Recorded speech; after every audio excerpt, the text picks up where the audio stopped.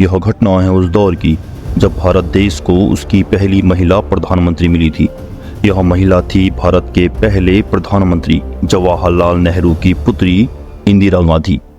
अभी इंदिरा गांधी को प्रधानमंत्री बने 1 साल भी नहीं बीता था कि राजधानी की सड़कों पर लाखों साधु संतों का हुजूम उमड़ पड़ा। साधुओं के इस भयंकर सैलाब को देखकर इंदिरा सरकार के भी हाथ पांव फूल गए थे। तारीख थी 7 नवंबर 1966। आखिर क्या थी यह घटना और कौन थे वे साधु जिनके श्राप को माना जाता है इंदिरा गांधी की मृत्यु का कारण। लेकिन वीडियो को शुरू करने से पहले हिंदुलॉजी फैक्ट के चैनल को सब्सक्राइब करना मत भूलिएगा। 7 नवंबर 1966 के दिन दिल्ली की सड़कों पर उतरे संतों की मांग थी कि केंद्र सरकार पूरे देश में गौ हत्या रोकने के लिए कानून बनाए। इस आंदोलन का नेतृत्व कर रहे थे वाराणसी के स्वामी करपात्री और हरियाणा से जनसंघ के सांसद स्वामी रामेश्वरानंद। रामेश्वरानंद के भाषण के बाद साधु संतों के इस आंदोलन ने संसद की ओर कूच किया। संसद के बाहर पहुंचते ही यह आंदोलन पुलिस और प्रदर्शनकारियों के बीच झड़प में बदल गया। हालात इतने खराब हो गए कि दिल्ली में कर्फ्यू तक लगाना पड़ा। गौरक्षा कानून को लेकर इंदिरा सरकार और आंदोलनकारियों के बीच इस लड़ाई को संभालने के लिए पहली बार आजाद भारत में दिल्ली की सड़कों पर सेना उतरी थी।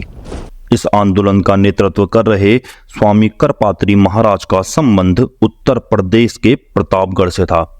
प्रतापगढ़ में 1907 में जन्मे स्वामी करपात्री ने 17 वर्ष की आयु में घर छोड़ दिया था, जिसके बाद इन्होंने ज्योतिर्मठ के शंकराचार्य स्वामी ब्रह्मानंद सरस्वती से संन्यास की दीक्षा ली। दीक्षा पूरी होने के बाद इनका नाम स्वामी हरिहरानंद सरस्वती पड़ गया, परंतु साधना और भिक्षा के दौरान किसी पात्र की जगह अपने ही हाथों को पात्र यानी बर्तन की तरह इस्तेमाल करने के कारण इनका नाम करपात्री पड़ गया। 1952 में इन्होंने अखिल भारतीय राम राज्य परिषद नाम से पार्टी बनाकर सामाजिक और राजनीतिक गतिविधियों में भी अपनी भूमिका बढ़ाई। स्वामी करपात्री हिंदू कोड बिल का विरोध करके भी सुर्खियों में आए थे।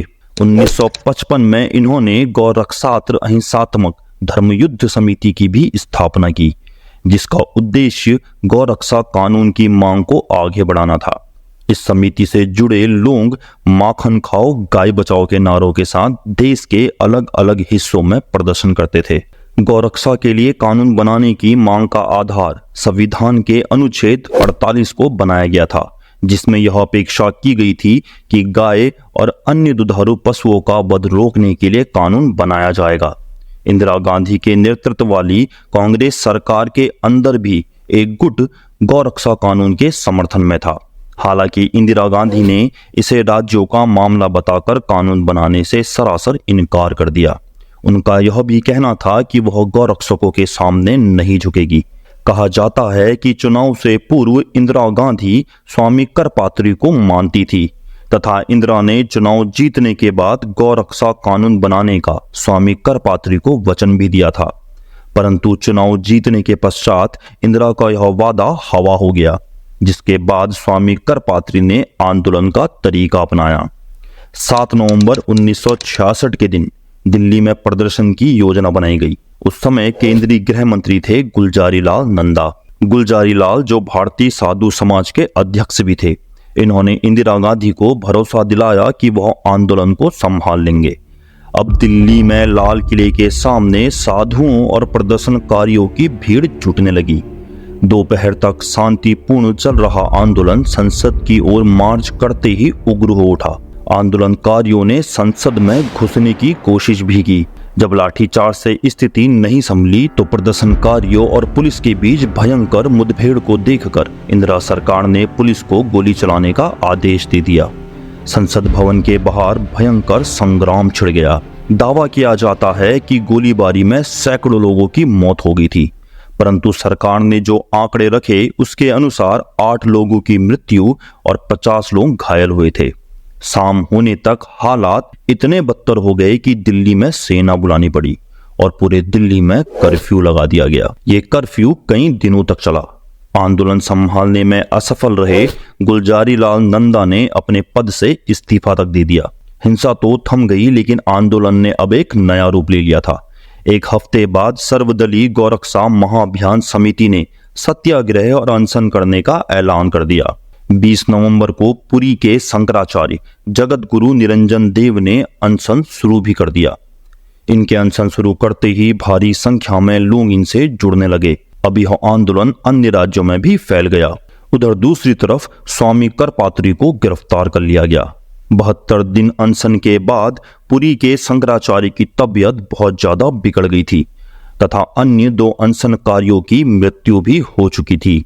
अब सरकार को यह एहसास हुआ कि यदि शंकराचार्य की मृत्यु हो गई तो स्थिति को संभालना बहुत मुश्किल हो जाएगा। बढ़ते संकट को देख इंदिरा गांधी ने सुलह की दिशा में कदम उठाया और रक्षा कानून के लिए कमेटी भी बनाई, जिसके बाद शंकराचार्य ने अपना अनशन समाप्त किया।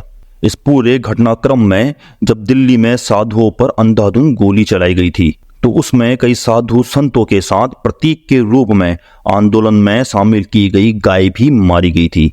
कहा जाता है कि संसद भवन के बाहर साधु संतों की लाश उठाते हुए स्वामी करपात्री ने इंदिरा गांधी को श्राप दिया था कि मुझे इस बात का दुख नहीं है कि तूने निर्दोष साधुओं की हत्या कराई, बल्कि तूने निर्दोष गौ माता की हत्या करवाई है तथा गौ हत्या करने वालों को छूट दी है।